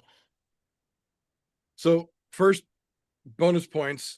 Go watch, if you're not going to do the whole series, watch the video where Max first lands and they go to like the Korean Dave and Buster's, and Zombie shows Max, oh look, they have a punch machine. So of course Zombie cracks that motherfucker, puts up a good number. And then Max cracks that motherfucker, puts up a bigger number. And Zombie cracks it and puts up a bigger number. And then Max cracks it and sets the fucking machine high score. And then Max's wife steps up from behind the crowd and beats both of their scores without even warming up. Chef's kiss. Just perfect cinema, in my opinion. That being said, though, as a large fella myself, I feel uniquely qualified to call out this particular section of bullshit. I like Sergey Spivak. The polar bear could be fun. Nowadays, much like many of the fighters on this particular pay-per-view, those highway miles are starting to catch up, and he's not as quick, he's not as energetic, he's not as spry as he used to be. And heavyweight's never really been the greatest for quick moving guys, but at least he used to be. The guy he's going to stand across the cage from is going to run at him, swinging windmill punches until he runs out of gas 48 seconds later. And then we're going to be in for about 13 minutes and 40 seconds of walrus slap fight as Sergey holds him down and Waldo squiggles and tries to move but can't because he sucks and has no fucking gas tank. This fight is going to be terrible. even if it does go good, it's not going to be entertaining. I like both of these guys as people. They're both fine gentlemen. Fuck this fight, throw it away. Go get yourself a hot wing or, cold brew, or do a fat dab, or give your old lady a quick one on the washing machine, whatever. But you don't need to watch this shit. A good solid choice as well. Choose it's definitely time for a popcorn break or maybe a quickie, because I can guarantee you neither one of those are going to be quick and neither one of them are going to be fun. Oh, that brings the ball back into the meter side of the court here to start round number 2. So let's go the opposite direction of this. What's the hidden gem on the card where you think it's worth telling your friends, hey, or just a new guy that's not maybe big into the UFC? This is one that's going to catch your attention and make you a fan. Who do you call in there and say, hey, come check this out. It's worth your time. So there's a couple that would be perfect for this particular scenario here. I think for me, the UFC also understood the importance of this particular type of fight and put it where it should be, and they're using it to open the main card, and that's Patchy Mix versus Mario Batista, because you might not like his style. He might not be the most exciting guy you've ever seen, but Mario Batista has been a staple in the bantamweight division for a hot fucking minute now, and it wasn't the most exciting, but he managed to shut Jose Aldo completely fucking down. Wasn't exciting, but he didn't have to be because he won. He stopped Jose Aldo from doing any goddamn thing for 15 minutes, and it fucking sucked, but it was a game plan and it fucking worked. He's done that to several people at this point now. He's not a world breaker. He's not going for the title, but he's a consistent stone in the way of everyone trying to get to that title. He's an unofficial gatekeeper at this point, I think would be an applicable title for him. And Patchy Mix at this point is untested in the UFC. We've seen what he was capable of in Bellator. We've seen what he was capable of in PFL, but he wasn't facing the same level of competition. Anyone who watches combat sports will agree. The top 15 of any division, I'm not saying the roster as a whole, I'm saying the top of the top, the creme de la creme in any division of the UFC will run head and fucking shoulders with any other organization on the fucking planet, and I will put my money where my fucking mouth is. Make the fights happen, and I'll put my fucking wager on it. Bringing Patchy in, theoretically, he should be able to just do crazy shit. But we all know MMA math don't always work. And this is one of those situations where you're trying to bring a 10 against a 4, and this 4 just might fucking surprise you here. If he doesn't, Patchy's going to put on a fucking showcase performance to really introduce himself properly. But if the MMA gods decide that they want to be cruel, and they have been recently, Mario Batista could ruin a whole lot of fucking plans Saturday night by just being his usual boring self. And that would be fucking spectacular just to watch more UFC plans get blown up, in my opinion. That's a good solid take on that fight. Really do like it. That bringing fresh blood, that in theory could run the fucking gamut. Put him up against one of the most boring fighters in the bantamweight division. See what fucking happens. Like throwing a skunk in a blender. Something crazy is going to happen one way or another. Now, Christian, that means back over to you here. Of all the fights on the card, which one are you going to say is the fight to bring in a new fan to the UFC, or should be catching everyone's attention, is worth everyone's while to sit down and watch? Well, for most people, especially if they ain't seen a fight before, you want to see an actual fucking fight. So Meter took a real good fight there that we're getting this weekend. I'm excited as all hell about Patchy. Probably the one I'm the most excited for, but another one I am damn sure excited for is Joshua Van. The flyweight fights are always fun. Bruno Silva's got some fucking abilities, but he's just on the older side of things. This kid's 23 compared to the 35-year-old Bruno Silva. So I think that age is going to be the biggest difference. Josh Van is extremely fast. He's got great striking and boxing. The biggest thing about the kid, he loves to work the body. He doesn't just always headhunt. The kid's talented. I think this is going to be a fun fucking fight. Bruno Silva shows some toughness, which I feel like is the best thing that he can bring in this fight, is just have a decent chin, show a little toughness, and maybe challenge Josh in a few aspects. This could be a fun fight. I don't think it's going to be too back and forth, but we're going to see a really fun performance from a young 23-year-old, and you're going to see a street fight kind of performance. That's how the kid goes out there and performs, man. He's got some serious boxing, but he grew up fighting on the street. I've heard a couple interviews since his last fight, learned more about him personally. Like, he grew up his whole life fighting ever since he was a little kid. He was a little shit, pretty much. You know, he got himself into tons of trouble and spent his whole life fighting. Now he's doing it, making some fucking money with it. He's got a bright, bright future. We're excited to see what he does this weekend. I'm sure he's going to put on a fucking master class or get himself a nice finish. I couldn't agree more with you. That dude has a very bright future in the UFC, especially as his game rounds out. Because the boxing clinics he puts on in there, he could move. He could easily. He's one of the few fighters in the UFC that I could say would legitimately do well in the boxing arena. Because I think his boxing is that on point that he would do fantastic.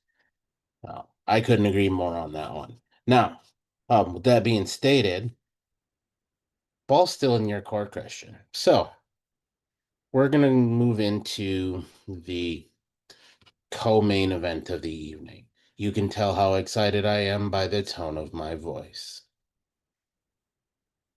Now, with that being said, of the shit show that we have for the co-main event, that should never have been, Christian, who do you got winning it and how? Well, you're damn sure right. Should have never been. Juliana didn't win the fight.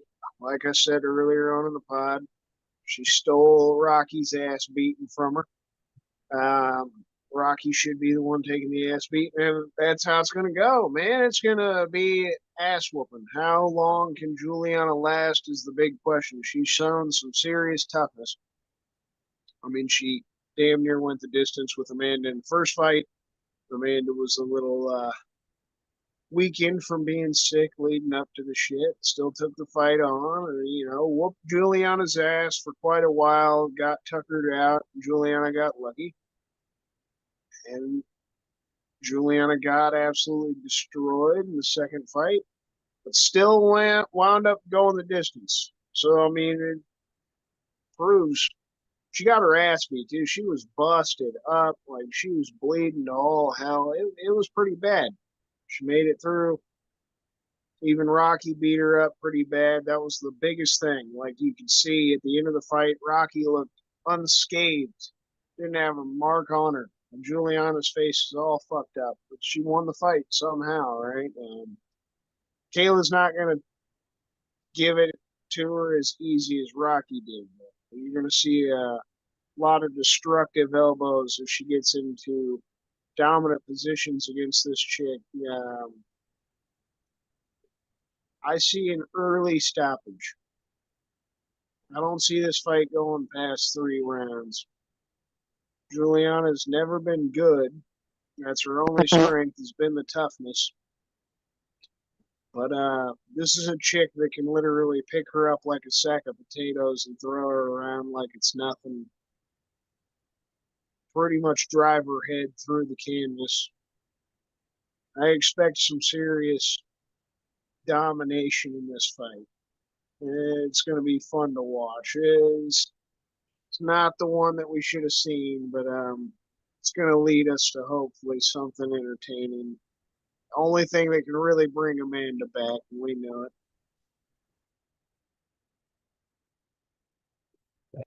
Some good solid points in there. And Kayla winning that belt is the only thing that would bring Amanda back at this point. And I say would because we don't know that she will, but I would figure that would be the thing that would do it. Now, to flip that over, Meter, for the greatest, in air quotes, co-main event of all time, who do you got winning it and why? See, people don't think about it because it's not the most obvious comparison.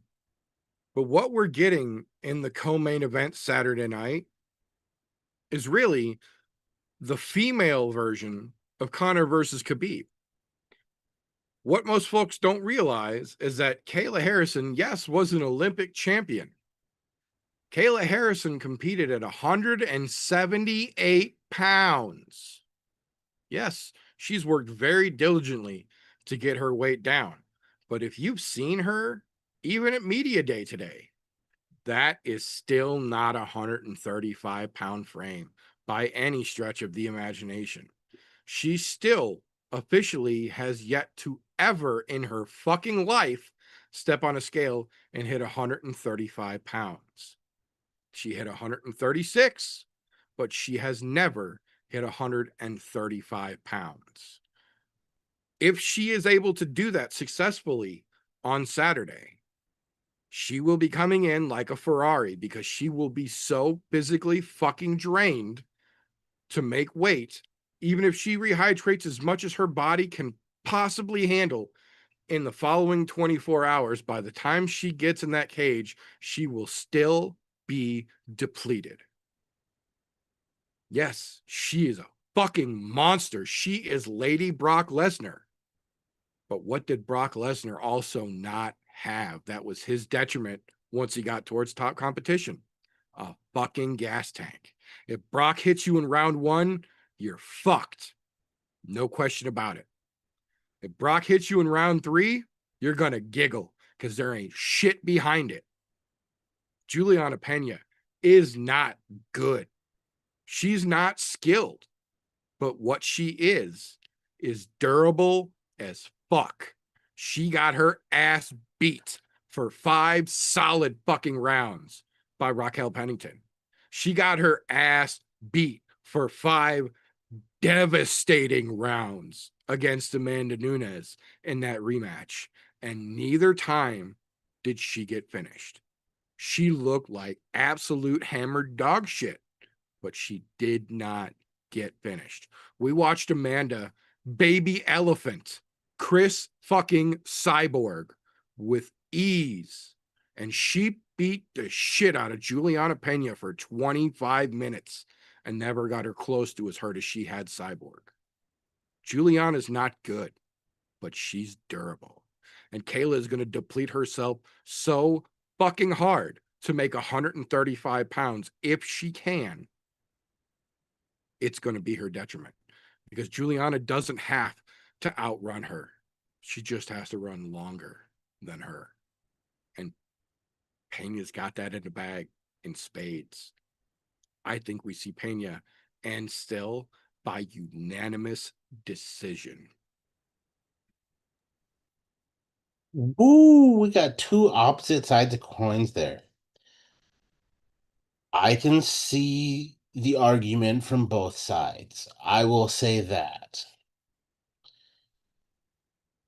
What I will still say is this fight is like a train wreck. It's not something to see or that you want to see, but you're still not going to look away.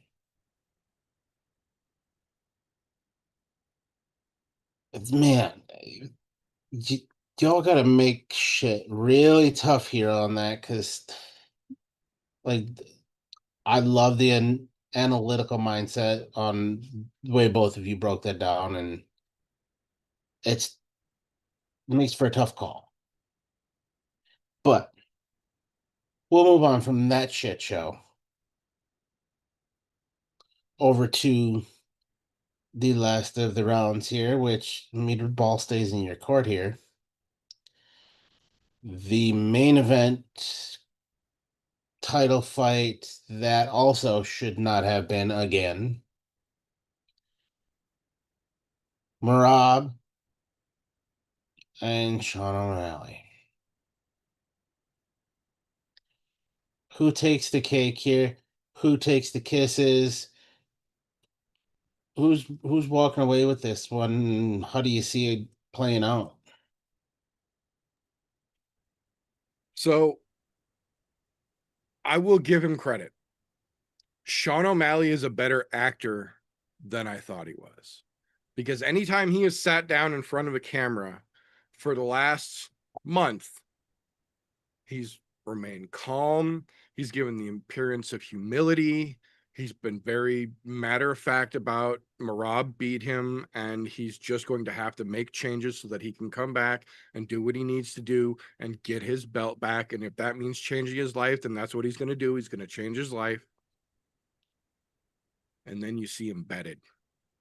And you see that greasy fucking weasel come right back out when no one's around. He's by himself for no reason. He's just that greasy fucking scumbag O'Malley that so many of us fucking hate, rightfully fucking so. And you realize that all this, yeah, Merab got me. I'm going to change my life. It's straight hair O'Malley, no colors, no nothing, no weed smoke, no twitch. Bullshit. It's a fucking act. It's all a fucking charade. I fucking promise you. Come Saturday night when his walkout music starts, that same slimy douchebag that we've seen this whole fucking time is coming right back out. That whole act is going to get Colby Covington away when the fucking walk to the ring starts. He's going to try his same bullshit, and Merab is going to hold him down and beat his fucking ass for another solid 25 just to show him you still ain't shit. And still.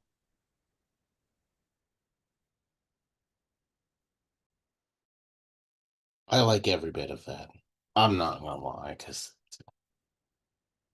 it's all facade. Sure, you didn't color your hair. So what? You probably didn't have time with whatever you were fucking doing in the background. That wasn't training for the fight that you should be training for. It makes sense. And well, Merab is just fucking Merab. That's all there is to it. Now, Christian, your side of the house, do you see this going any differently? Are you going to be rolling in the Sugar Show? How are we on the Merab train? No, like I was saying earlier, I'm not on Flintlock and Vinny's side here, man. I'll give O'Malley some advice. At least he's taking it more serious. I guess that's the best thing that he could do. Cut out the bullshit, cut out the gimmick, just literally try to focus on the fight. But in the sense of his camp, he hasn't changed much. The fucking Marab's got an insane gas tank. He runs unbelievable amounts of miles every single day. O'Malley's just been staying training at his home gym. He built himself a nice little ranch, got himself some land. Good on him, getting himself out of the city and living a simpler life. But I'm sure that's comfortable and shit, but that doesn't help you get better. He hasn't had a ton of time to work on those skills. He hasn't brought in a ton of people that are going to help him work on his grappling either.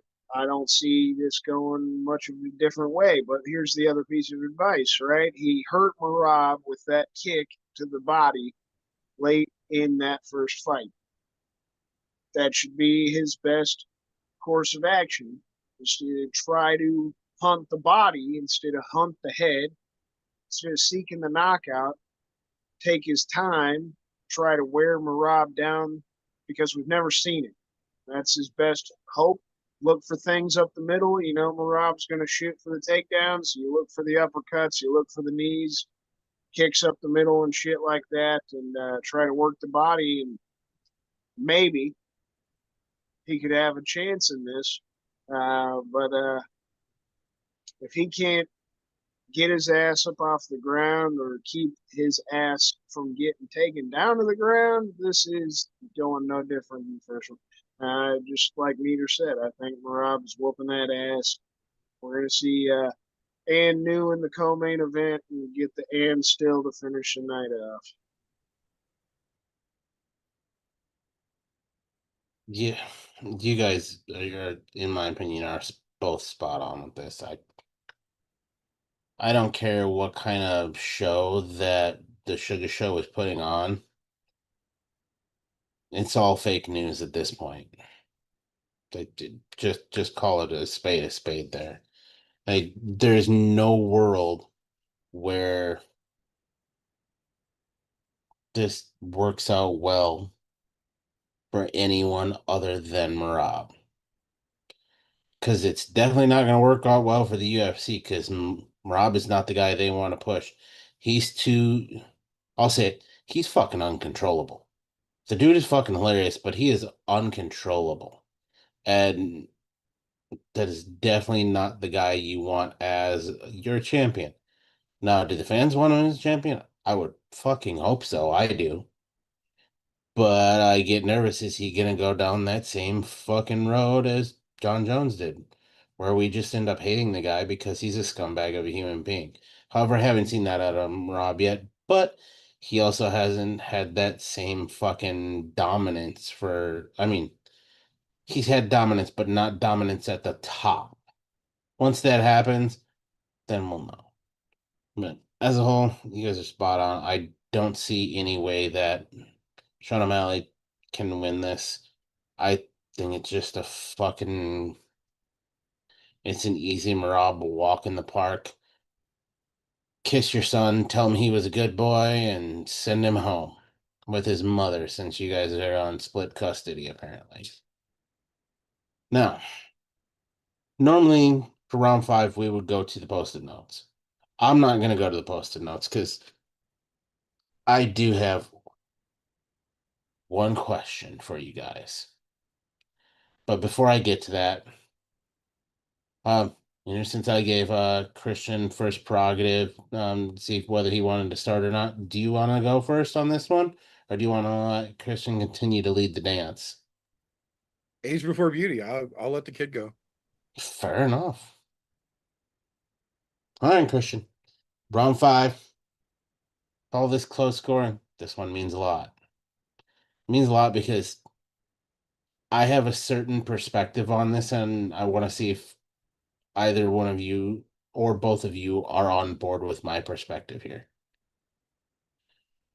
With the announcement of UFC Paris, not a pay-per-view card, just a fight night in Paris.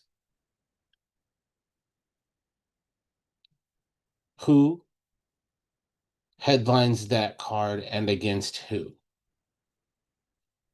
What France fighter headlines that card? We know Benoit Saint Denis got the last one. However, he didn't do so well, and Anton Moicano took care of that. Who gets the headline for this card, and who is he fighting? Or she?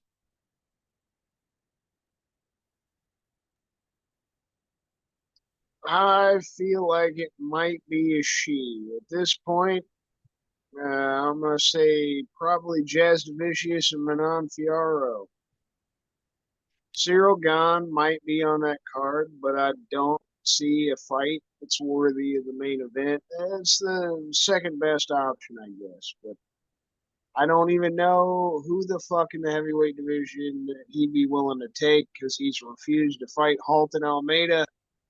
And they're hell bent. Like, the fact that we still haven't heard anything official on this John Jones Aspinall situation. We know the UFC's hell bent. Whether John doesn't really want to fight, doesn't want to come back, they're not trying to strip him right now. They want to try to convince themselves that they can convince John to come back. It's stalling up the whole heavyweight division. So Cyril Gahn may not even really get on this card. Benoit losing his last couple fights and then having a lackluster performance, in all honesty, even if he got the finish against the kid in Canada, there's not a lot of guys in lightweight that he's able to fight right now. I feel like wouldn't be too much of a worthy main event.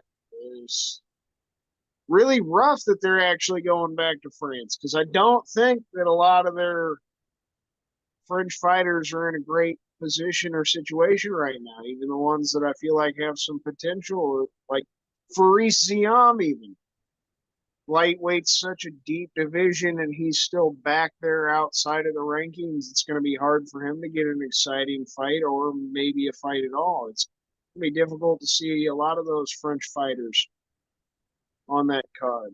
So that's to me my best bet. I think Jazz Davicius deserves a fight working her way up, and Manon already fought Blanchfield. Macy Barber's probably going to be out for a while, like we mentioned earlier. If the situation is what's been said, she may not even ever be back, in all honesty. So, Jazz Davicius and Manon Fiorot, that's probably the best bet. That's a fantastic choice. It really is. I mean, one legitimate French fighter, another Canadian that just happens to speak French. That's a really good that's a good matchup. And for a fight night card, it's not a bad main event at all. We've had way, way fucking worse. In fact, we've had way worse on more than one occasion this year. I'll say it. Oh, that brings the ball back into your court there, Mater, to finish her off for round 5 here. UFC Paris. No, nothing said about the card and who's fighting there. Who gets the main event and who's their opponent? So there's a couple options that jump out right away, but you also have to take into consideration this is the UFC. So the thing that makes the most sense immediately goes right out the fucking window. So what they're going to do, because of all the recent shakeups, to make the UFC Paris Fight Night such a big local attraction, the headline is going to be Diego Lopez versus Mobsar Evloev to help clear up the 145-pound division. Because, Mobsar is from almost Paris. That's, just a couple thousand miles that way. That's close enough, right? That's the same reason that you have a Russian guy highlight and main event UFC Noche in Mexico, right? So it makes perfect sense because then 145 gets cleared up. They get a beautiful main event for UFC Paris and everyone wins.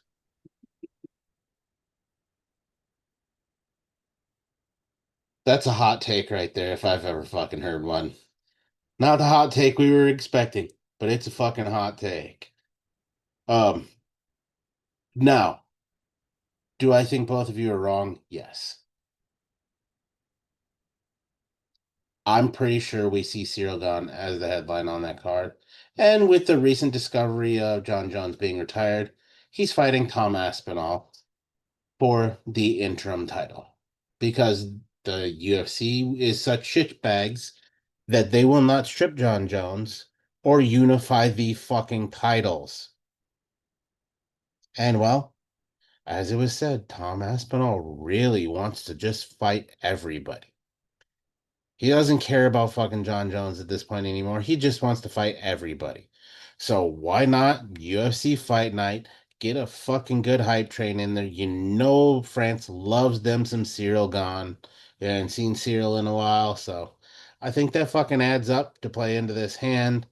And with Tom Aspinall saying, you know what, fuck it. I'll defend the belt again. He'll defend again. And it might be the only time that you ever see the possibility, albeit I'll say probably a slim possibility, of Cyril winning the title. That might be the case. But to you guys' credit, I love both of your answers. One really fucking hot take that not a lot of people are gonna go after, and I fucking dig it.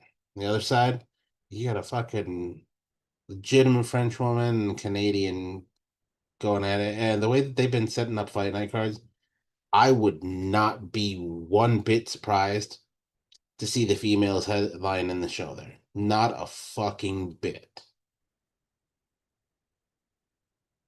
But all that being said, somebody's got to lose. Somebody's got to win.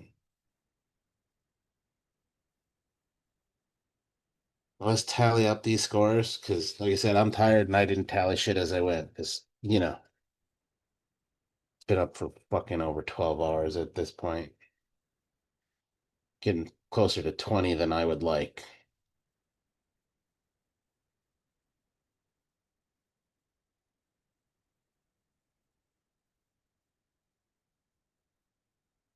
In this case, I'm down to last. Close scoring was ineffective as per usual. And fuck you in this goddamn blur. Here. There you go. Millimeters, Christians. Pretty solid down the road. 10 in that fifth round. Had to give it to Christian. Namely because I didn't even think of the women's possibility there. And that one makes so much goddamn sense in the way that they've been setting up fight nights. I can't fucking ignore that. Mononfiore coming off an L, and fucking Jasmine Vicious, who has been absolutely tearing through the fucking division. That fight makes so goddamn much sense. And to have a great French woman fighter headlining a card in France, that's fucking game changer considering they just fucking in the last couple of years legalized MMA. Why not just not showcase just your women fighter or your men fighters, but showcase a great French woman fighter? Show that France that yeah, it was the right decision to go ahead and legalize it. Christian takes this one purely with that last fucking answer. That one, that wasn't even on my fucking radar, but that is a solid fucking answer. Well done, sir. Thank you, sir. Biggest fucking thought with it after this whole situation last weekend, Aaron, like the only fight that makes sense for her is Natty Silva. They got to go at it for the next number one contender because, in all honesty, I feel like we're going to get the Whaley and Valentina fight later this year. I mean, then that's just the only fucking other fight that makes sense for Jasmine to get a little step up. And it would be fun as shit. Like, you know, like Meter said, that's the only thing. You know, the UFC, especially this year, has not been fucking making any sense in hell with how they're setting up these fight nights.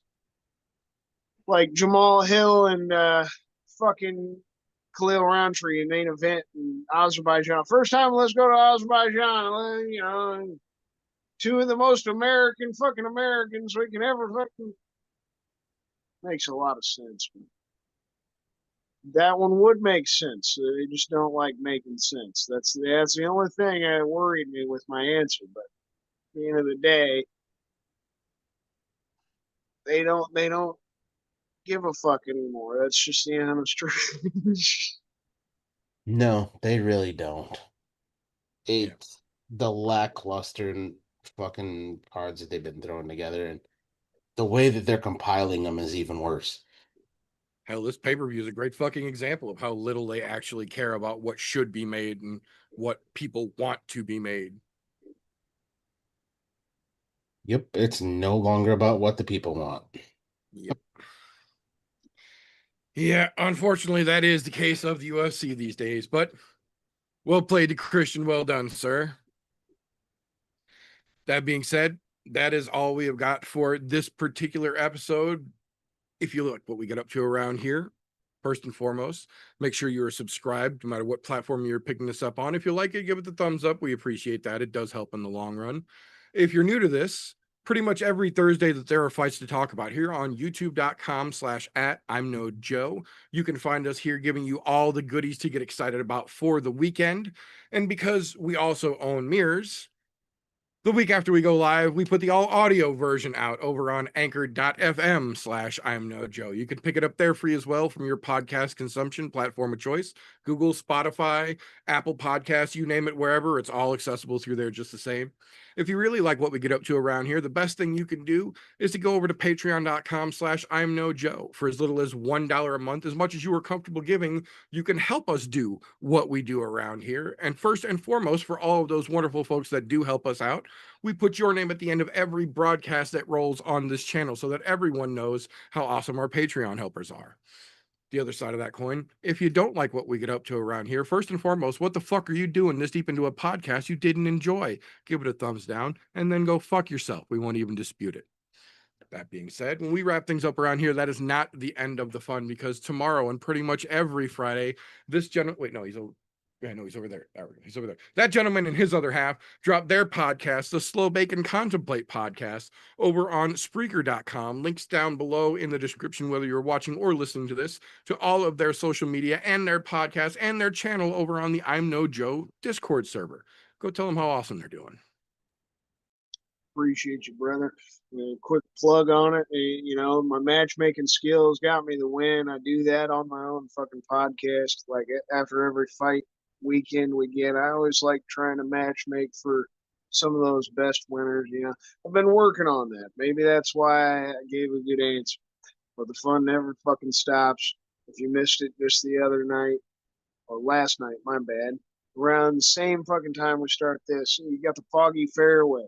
If you're into the vapes, if you need to learn some new mixes, some new recipes, you got to tune in Wednesday night on the Brother Golf T Vapes YouTube channel. Tune into that Foggy Fairway, show the brother some love, chill, have a good fucking time. Everything should be down in the description below for him as well. Yes, sir. Now, if you were unaware, the meter does more than one thing. In fact, the meter does many things. Go down below. To find out all the many things the meter does do, you click on either Linktree / meter does many things or Linktree / I'm No Joe. That will take you to each and every one of the many things that the meter does do and fill your time with some good quality content. By all means, go and enjoy it.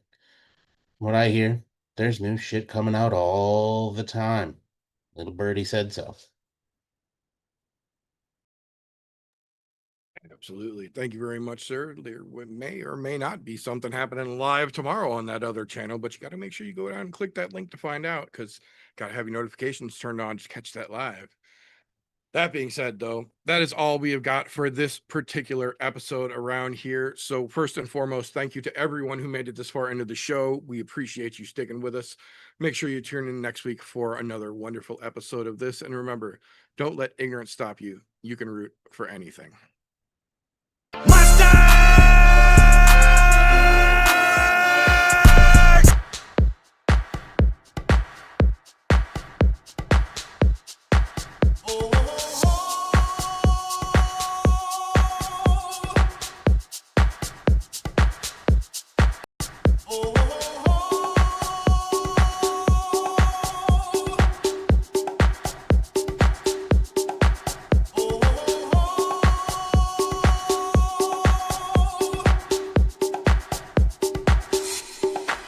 Everybody was kung fu fighting.